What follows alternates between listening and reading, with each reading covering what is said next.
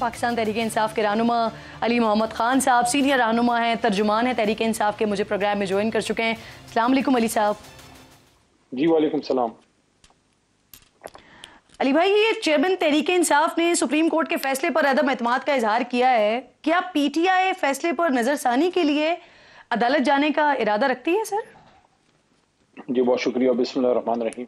अल्लाहुम्मा सल्लि व सल्लिम व बारिक अला सय्यिदिना मोहम्मद व अला आलि मोहम्मद। देखें, सबसे पहले तो एक बात कैटेगोरिकली यहाँ स्टेट हो जाए कि सिर्फ तहरीक इंसाफ है जो पिछले पौने दो साल से इलेक्शन मांग रही है और आईन के मुताबिक मांग रही है, और एक हमें सुप्रीम कोर्ट से फैसला मिला भी 14 मई वाला, लेकिन बदकिस्मती से वो इम्प्लीमेंट नहीं हो सका। जिम्मेदारी थी हुकूमती इदारों की, स्टेट ऑर्गन्स की, कि सुप्रीम कोर्ट के उस क्लियर डायरेक्शन को वो इम्प्लीमेंट करते, लेकिन बदकिस्मती से नहीं हुआ। तो ये तो क्लियर हो जाए कि इलेक्शन हम ही मांग रहे हैं, ना हमें सर्दी लग रही है तहरीक इंसाफ को, ना हमें कोई और डर है। हालांकि हर तरह के मसाइब का सामना हमें है, लेकिन सिर्फ एक बुनियादी नुक्ते पे हम लाहौर हाई कोर्ट गए थे, वो ये था कि हमें इस वक्त जो डिस्ट्रिक्ट एडमिनिस्ट्रेशन है, जो हुकूमत के नीचे डिप्टी कमिश्नरी का निज़ाम है, टू बी वेरी ब्लंट, उस पे हमें एतमाद नहीं है। हम समझते हैं कि अगर जुडिशरी से आरोज आए तो निस्बतन नहीं बल्कि बहुत हद तक वो इंडिपेंडेंस अपनी दिखा सकेंगे। इस वजह से हमने ये नुक्ता रखा है, वरना हमसे ज्यादा कौन चाहेगा कि इलेक्शन हो।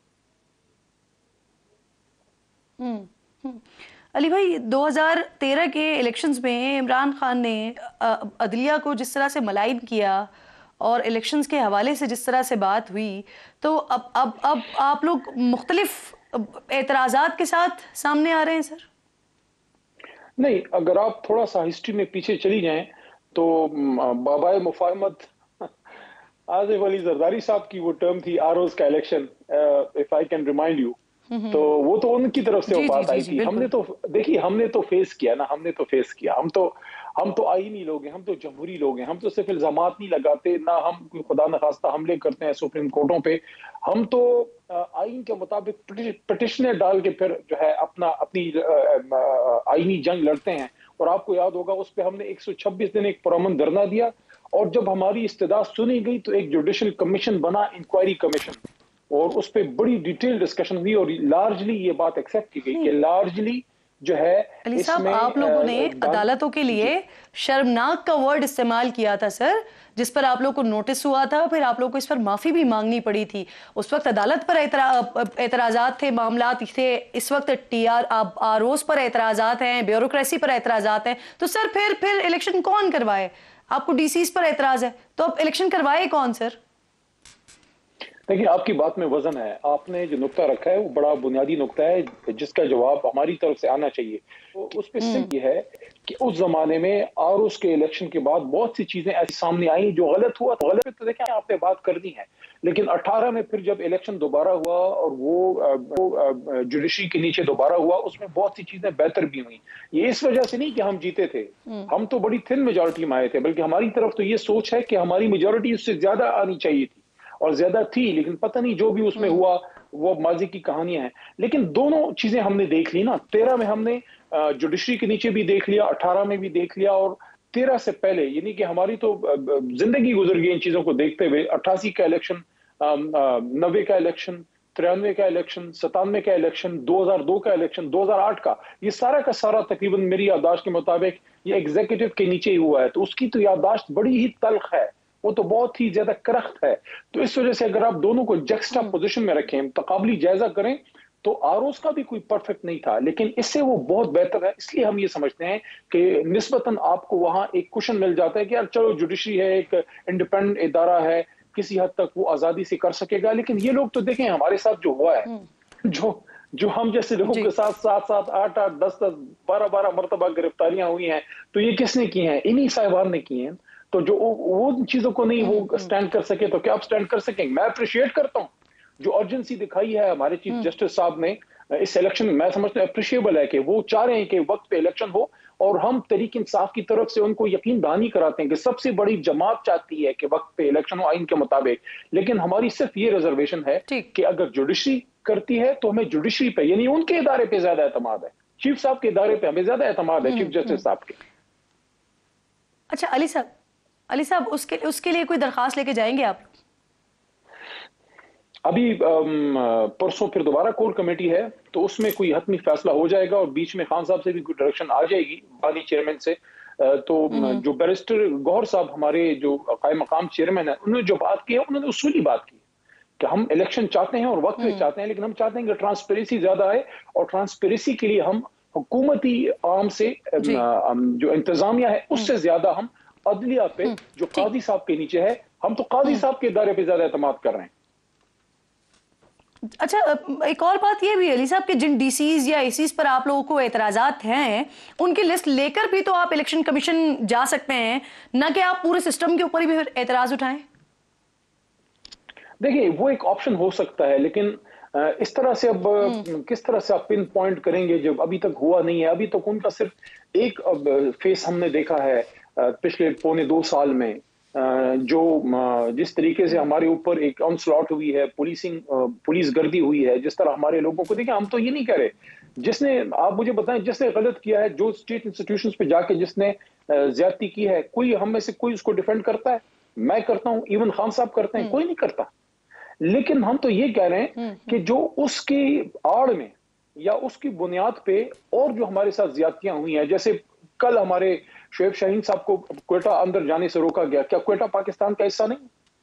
एक पाकिस्तान के सुप्रीम कोर्ट का वकील, हमारा एक बुनियादी मेन लीडरशिप का आदमी वकील है, और वो वहां जाके वो एक पॉलिटिकल एक्टिविटी कर रहे हैं। देखिए, इलेक्शन अनाउंस हो चुकी है, शेड्यूल भी अब आ गया है। अब आप मुझे बताएं, इन हालात में अगर तहरीक इंसाफ का एक लीडर जाके जलसा करता है, जैसे मरवत साहब को लाहौर से गिरफ्तार किया गया, और देखें गिरफ्तारी तो फिर भी एक और चीज है, मैं कहता हूं जो वापस भेजा गया है वो गिरफ्तारी से भी एक स्टेप फॉरवर्ड है। क्या खुदा न खास्ता बलोचिस्तान नो गो एरिया है?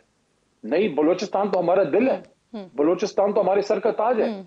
तो क्यों वहां फिर तहरीक इंसाफ जाके पॉलिटिकल एक्टिविटी? मैं तो कहता हूं सब करें ना, बिलावल साहब भी करें, मियां साहब भी करें, खान साहब भी करें। यार आने दे खान साहब को बाहर, आप ही का मेड इन पाकिस्तान आदमी है, वो मुहब्बत वतन आदमी है, उसको करने दें इलेक्शन, फैसला आवाम को करने दें। ठीक ठीक ठीक। तो सर इसका फैसला भी तो अदालतों को करने देना कि उन्होंने कब और कैसे बाहर आना है। मुझे बताएं सर, उमैर नियाजी की दरखास्त आजाद शफाफ कर लेना उसको, तो खान साहब को तो एक तरह से, खान साहब कोई वॉर क्रिमिनल तो नहीं है ना, जो इतना सीक्रेट सारा कुछ हो रहा है। आप लोगों को जाने देना, आप लोग जाके कवर करें ना जी, ओपन ट्रायल होना जी, एक राइट नहीं है ड्यू प्रोसेस, आइन के मुताबिक हमारा राइट नहीं है। ठीक। अच्छा सर, ये उमैर नियाजी की दरखास्त पर तहरीक इंसाफ की तरफ से भी कंफ्यूजन ही नजर आई है, तो ये जो उनकी लाहौर हाई कोर्ट में दरखास्त थी, ये क्या पार्टी पॉलिसी नहीं थी, उनकी इनफरादी कोशिश थी, ये उनका इनफरादी फेल था? नहीं नहीं नहीं, देखें उमैर साहब जिम्मेदार आदमी हैं, और मैं तो उनको हमेशा बड़ा ही समझ बूझ वाला और बड़ा ही एक ठंडे दिमाग वाले, कोई जज्बाती आदमी नहीं है, कोई ऐसे कोई जज्बाती नो, हालांकि कोई इतनी बड़ी उम्र के भी नहीं है। कल मैंने गुफ्तगू सुनी, मैं टीवी पे देख रहा था चीफ साहब की, जो वहाँ डिस्कशन हो रही थी कोर्ट रूम नंबर 1 में, तो बिल्कुल उमैर साहब एक संजीदा आदमी है और सीनियर कानूनदान भी हैं। वो कैसे इंडिविजुअल कैपेसिटी में जा सकते हैं? वो तो इस एक नुक्ते पे पार्टी की तरफ से गए थे कि हमें आरओस के लिए जुडिशरी से हम लोगों पे ज्यादा एतमाद करेंगे, एग्जीक्यूटिव पे हमें एतमाद, क्या हम पॉइंट टेकन सर, आप कह रहे हैं कि ये पार्टी की पॉलिसी थी, हमारी तजवीज है कि जुडिशरी के नीचे हो तो ज्यादा साफ शफाफ। आ गया आपका जवाब अली साहब, जवाब आ गया आपका। मुझे बताइए कि तहरीक इंसाफ का इलेक्शन शेड्यूल आ गया है, टिकट के लिए दरखास्तें मौसूल हो रही हैं, एक तो ये, दूसरा जो हो रही है उनमें वकला की तादाद कितनी है सर? देखिए, उसके लिए तो मेरे पास कोई ऐसी अभी डिटेल इंफॉर्मेशन नहीं है, वो तो अभी कलेक्ट हो रही है, उस पर तो पूरा हमारा इलेक्शन सेल काम कर रहा है। लेकिन हमारी पहली प्रायोरिटी, पहली प्रेफरेंस ये है कि हलकों में वो जो पॉलिटिकल वर्कर हैं जो 26-27 साल से 10-12 साल से वहाँ अपनी एक्टिविटीज कर रहे हैं, वो उनको अगर वो जीतने की पोजीशन में या मुकाबले की पोजीशन में है, उनको हम टिकट दें। उनमें वकला भी हो सकते हैं और आम पॉलिटिकल वर्कर भी। लेकिन जहां हमारा कोई सीट खाली है, हमारा कोई कैंडिडेट छोड़ के चला गया और फौरी रिप्लेसमेंट नहीं है, तो उस जगह तो लाजमी तौर पर हमने वकला को जो है लेके आना है। लेकिन ऐसा भी नहीं है कि हम सिर्फ वकला को दे रहे हैं। ये मैं इसलिए कह रहा हूं कि हमारे जो पॉलिटिकल वर्कर हैं वो बददिल ना हो, उनको पूरा मौका जो है वो दिया जाएगा। अभी चूंकि प्रोसेस चल रही है, और अब मेरे ख्याल में हफ्ते दिन में इंशाल्लाह सिचुएशन बिल्कुल क्लियर हो जाएगी इंशाल्लाह। ٹھیک ٹھیک، کیونکہ سر آپ لوگ کی طرف سے یہ کامنٹس آئے تھے نا کہ ہم وکلا کو میدان میں اتارنا چاہ رہے ہیں. سر لطیف کھوسہ صاحب کے حوالے سے خبریں آ رہی ہیں کہ شاید وہ تحریک انصاف میں شامل ہو رہے ہیں، آپ کے پلیٹ فارم سے الیکشن لڑنے جا رہے ہیں. اب اس کی تصدیق یا تردید کریں گے؟ دیکھیں، جب وہ پیپل پارٹی میں بھی تھے نا تو مجھے ان میں پی ٹی آئی کے جراثیم لگتے تھے، کیونکہ وہ ہمیں ذرا بڑا مسکرا کے ہماری طرف دیکھتے تھے. شاید ان کو پتا تھا کہ حق پرست یہی ہے. اب وہ گئی، اب وہ کیا کہتے ہیں جو علامہ صاحب نے کہا کہ اب وہ پیپل پارٹی بھٹو صاحب والی جو ہے وہ کدھر ہے؟ اب تو زرداری راج ہے. تو most welcome Khosa sahab is most welcome, ex governor Punjab اور سینئر قانون دان. He is most welcome in Pakistan Tehreek Insaf. نہیں، آپ ویلکم کرنے کو تیار ہیں؟ وہ آ رہے ہیں، کنفرم کر رہے ہیں آپ؟ نہیں، میں کنفرم نہیں کر رہا کیونکہ میرے سے رابطہ نہیں ہے، لیکن اگر وہ آ رہے ہیں تو میں پہلا بندہ ہوں گا جو ان کو ویلکم کروں گا انشاءاللہ. ٹھیک. علی صاحب اگر آپ کوئی کامنٹ کرنا چاہیں، آج سانحہ اے پی ایس کا دن ٹھاکہ کا دن بھی ہے. دیکھیں، جب سانحہ اے پی ایس ہوا تھا میں اپنے والد کی فوتگی پہ اتنا نہیں رویا تھا. آنکھوں سے جتنا آنسو ان بچوں کے لیے گئے تھے، اور میں شاعر تو نہیں لیکن کبھی کبھی لکھتا ہوں، تو ان دنوں میں نے کچھ لکھا بھی تھا کہ ننھے شہیدوں نے آخری بار جب اپنی ماں کو پکارا ہوگا، اللہ تیرا عرش بھی تو رویا ہوگا. تو ایک وہ دن ہماری زندگی کا بہت افسوس والا دن تھا، اور ایک 16 دسمبر 71 جو ہم تب تو پیدا نہیں ہوئے تھے، لیکن میں ہمیشہ یہ سمجھتا ہوں کہ یہ ہم پہ قائد کا قرض ہے، اقبال کا قرض ہے، شہیدوں کا قرض ہے کہ ہم 71 کا جو ہے اس کا بدلہ منافع سمیت لیں، اور اپنی آنے والی نسلوں کو یاد دلائیں کہ 71 میں ہمارے ساتھ کیا ہوا تھا. ہمارے دشمن نے ہمارے بیچ میں جو ہے رخنا ڈال کے شرارت کر کے 2 بھائیوں کو لڑایا تھا، چاہے وجہ اس کی کوئی بھی ہو.